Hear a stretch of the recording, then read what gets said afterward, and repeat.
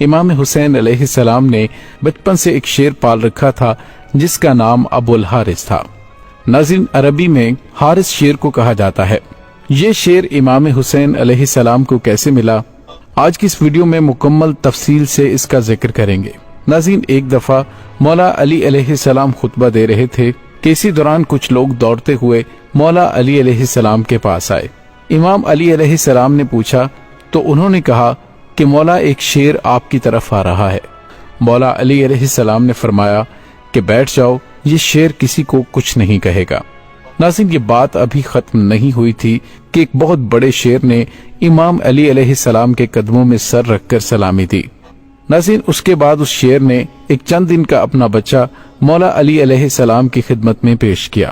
شیر نے اپنی زبان میں مولا علی علیہ السلام سے کہا کہ مولا، میں اس بچے کا باپ نہیں، اس کی ماں ہوں، اس بچے کا باپ مر چکا ہے۔ اس شیرنی نے مولا علی علیہ السلام سے کہا کہ مولا، میں چاہتی ہوں کہ یہ پل کر جوان بھی ہو جائے اور محفوظ بھی رہے۔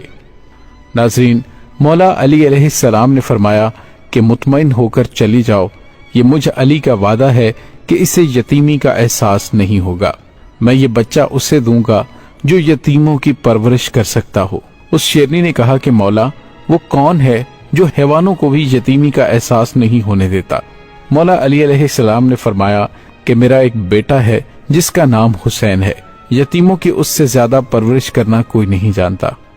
مولا علی علیہ السلام نے فرمایا کہ اے حسین، یہ شیر کے بچے کو تم لے جاؤ۔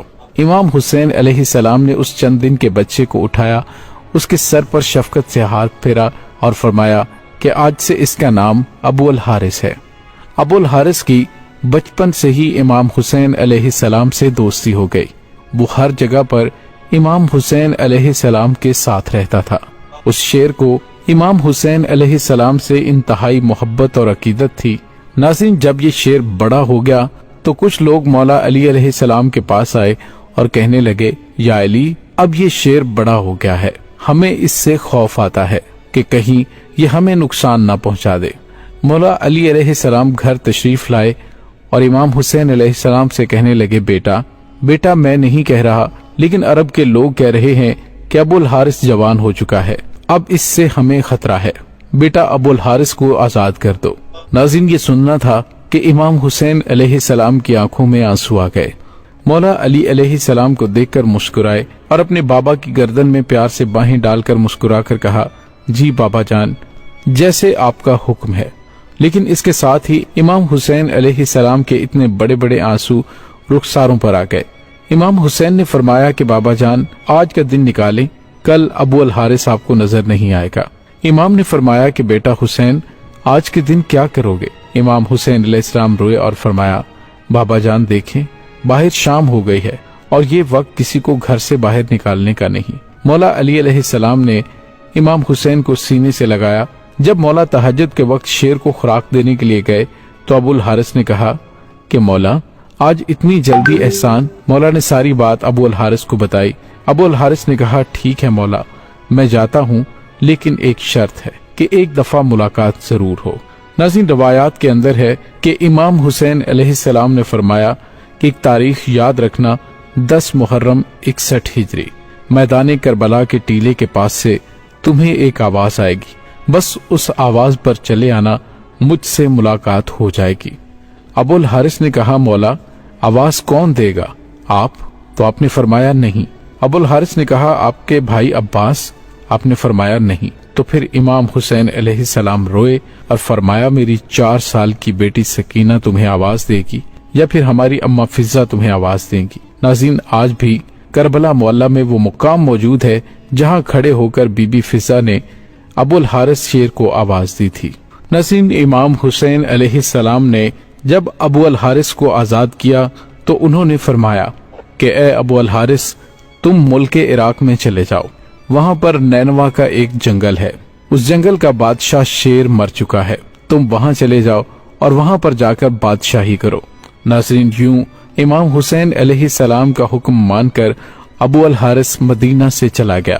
ناظرین، وہ عاشور کی شام تھی کہ جب امام حسین علیہ السلام شہید ہوئے تو امام کی شہادت کے بعد شور و غل بپا ہوا۔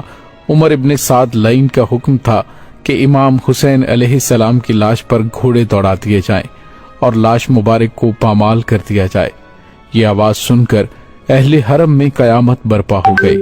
جیسے ہی افواج اشقیاء کے اندر یہ اعلان ہوئے تو بی بی فضا حضرت بی بی زینب خاتون سلام اللہ علیہا کے پاس آئیں اور کہنے لگی کہ اے میری پاک سیدہ، رسول خدا صلی اللہ علیہ وآلہ وسلم کے ایک صحابی تھے جو سمندر میں سفر کر رہے تھے کہ اس کی کشتی ٹوٹ گئی۔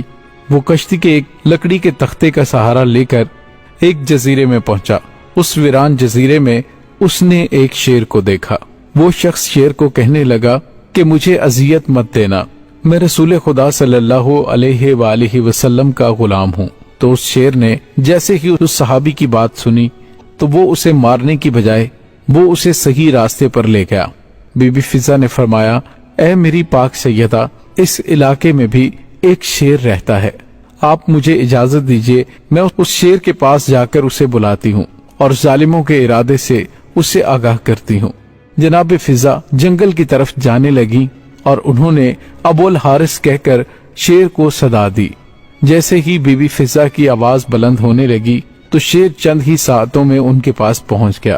بی بی فضا نے فرمایا، اے ابو الحارث، کیا تجھے معلوم ہے کہ یہ ظالم امام حسین علیہ السلام کے جسم اطہر کو پامال کرنا چاہتے ہیں اور لاش کو پامال کرنے کے بعد یہ گھوڑوں کے ٹاپوں سے ان کی لاش کو ناقابل شناخت بنانا چاہتے ہیں۔ یہ سن کر وہ شیر ابو الحارث بی بی فضا کے ساتھ آ گیا اور مقتل میں پہنچ کر امام حسین علیہ السلام کی لاش کے پاس بیٹھ گیا۔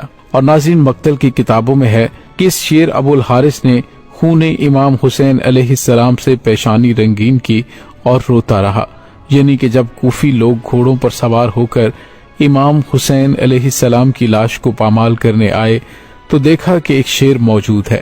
گھوڑے وہاں نہ ٹھہر سکے اور بے قابو ہو کر بھاگ نکلے۔ سواروں نے بھی پلٹ کر نہ دیکھا۔ جب اس واقعے کی عمر ابن سعد کو خبر ملی تو وہ لعین کہنے لگا کہ اس کو کسی پر ظاہر نہ کرنا، یہ ایک فتنہ ہے۔